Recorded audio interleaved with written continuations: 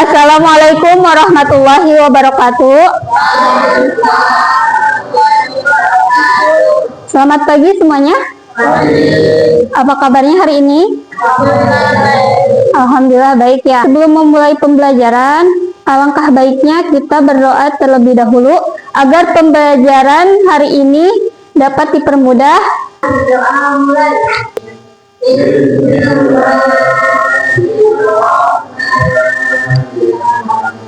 Terima kasih atas memimpin doanya. Siapa hari ini yang tidak hadir? Risma, kenapa? Sakit. Berarti yang tidak masuk hari ini ada 5 orang. Yang sakit mudah-mudahan Allah sembuhkan, dan yang kurang semangat mudah-mudahan di hari esoknya menjadi lebih semangat lagi. Tujuan pembelajaran hari ini yaitu siswa mampu memahami nilai-nilai kehidupan yang ada di dalam teks cerita pendek. Kemudian dapat menerapkan nilai-nilai tersebut ke dalam kehidupan sehari-hari. Materi pada pembelajaran sebelumnya kita telah membahas mengenai cerpen. Untuk mengingat kembali apa itu cerpen, Ibu akan memberikan pertanyaan kepada kalian. Apa pengertian umum dari cerpen? Cerpen atau cerita pendek adalah karya sastra yang berbentuk suatu inti yang relatif cerita. Oke, bagus. Terima kasih Resti atas tanggapannya. Pertanyaan kedua yaitu, ada berapa unsur-unsur dari cerpen? Ada berapa? Ada? 2. Nah, unsur intrinsik berarti unsur yang ada di dalam cerita pendek. Apa saja sih itu unsur dari intrinsik cerita pendek? Yang pertama ada tema. Kedua, tokoh dan penokohan. Yang ketiga, alur cerita. Yang keempat, latar dibagi menjadi 2. Ada latar tempat dan ada latar waktu. Kemudian yang kelima, gaya bahasa. Selanjutnya apa lagi? Amanat. Nah, kemudian ada nilai-nilai kehidupan yang diceritakan pada teks tersebut. Salah satunya ada nilai agama, yaitu yang berkaitan dengan keagamaan. Berikutnya nilai apa lagi? Nilai apa? Sosial, bagus. Dari yang ketiga nilai apa lagi? Nilai moral. Kalian sebelumnya sering membaca cerpen kan? Nah, terkadang membaca teks cerpen itu dilakukan dengan cara membaca saja, tidak memakai metode. Nah, di sini saya akan menjelaskan bagaimana langkah-langkah untuk membaca cerpen memakai metode SQ3R. Ada yang pernah mendengar apa itu metode SQ3R? Tidak. Nah, SQ3R adalah metode yang dapat membantu membaca siswa untuk meningkatkan pengetahuan atau pemahaman terhadap teks bacaan. Untuk langkah-langkahnya itu terdiri dari 5. Yang pertama ada survei. Survei adalah membaca sekilas. Berarti di sini di tahap pertama kalian membaca secara sekilas mengenai judul atau pengarang yang ada di dalam teks cerpen. Tahap kedua apa? Question atau membuat pertanyaan yang berkaitan dalam teks cerita pendek. Contohnya, kalian dapat membuat pertanyaan seperti, apa tema yang ada dalam cerita pendek? Kemudian, bagaimana nilai-nilai kehidupan yang ada di dalam cerpen? Yang ketiga itu ada read atau membaca.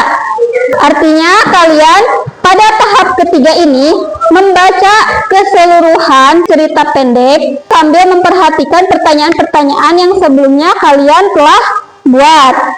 Yang keempat yaitu tahap riset atau menjawab pertanyaan. Berarti di tahap keempat ini kalian setelah melewati tahap ketiga, kalian menuliskan atau mencatat jawaban dari pertanyaan sebelumnya yang telah kalian buat. Yang kelima yaitu tahap review atau mengulas kembali. Tahap ini kalian mereview seluruh jawaban yang telah dijawab pada tahap keempat. Nah, untuk itu kalian silahkan buka halaman 129. Sekarang tugasnya itu adalah kalian membaca cerita pendek yang ada pada halaman 129 dengan menggunakan metode SQ3R. Pertama berarti kalian mensurvei dulu. Silahkan. Sudah cukup menemukan informasi pentingnya? Sudah? Ya, berarti kalian di situ harus menemukan apa dulu? Judul. Sudah ketemu judulnya? Sudah. Yang kedua yaitu tahapan question atau membuat pertanyaan. Pertanyaannya apa? Yang pertama, apa tema yang ada pada cerpen? Kemudian pertanyaannya apa lagi? Bagaimana amanat yang disampaikan dalam cerpen? Bagaimana nilai-nilai kehidupan dalam cerita pendek tersebut? Untuk tahapan kedua, kalian sudah membuat pertanyaannya? Sudah membuat? Sudah.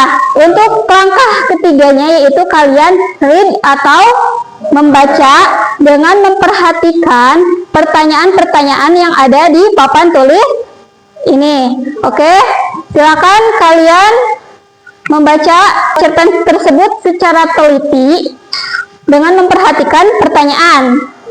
Nah, untuk langkah keempat tadi apa? Menjawab pertanyaan atau riset. Berarti setelah kalian membaca secara keseluruhan teks cerpen yang ada pada halaman 129, kalian menuliskan jawaban dari pertanyaan yang ada di papan ini ke dalam LKPD, yaitu lembar kerja siswa.